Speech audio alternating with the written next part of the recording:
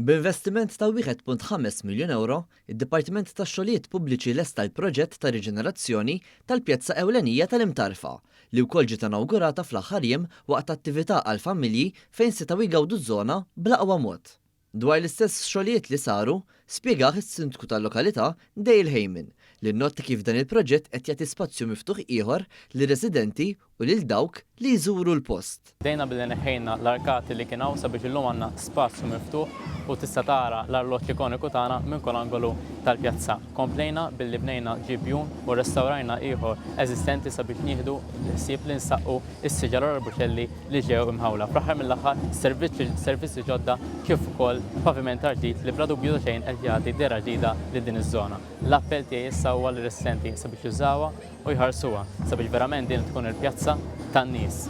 Min-naħa tiegħu s-Segretarju Parlamentari għax-Xogħlijiet Pubbliċi, Omar Farrugia, irrefera għall-aċċessibilità lil proġett ta' biex din il-pjazza titgawda minn kulħadd. Investejna madwar €1.5 sabiex din il-pjazza tkun tista' verament intuża mill-komunità tal-Imtarfa. Fis-sfond ta' attivitajiet li l-Kunsill ser ikun qed jorganizza sabiex din il-pjazza tibqa' titgawda bl-aqwa mod possibbli.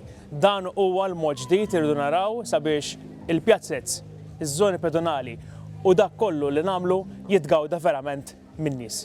Preżenti għall-inawgurazzjoni ta' reġenerazzjoni tal-pjazza kien hemm ukoll il-Membru Parlamentari Ewropew u eks-Sindku tal-Imtarfa Daniel Attard u s-Sindku preċedenti Kyle Mifsud.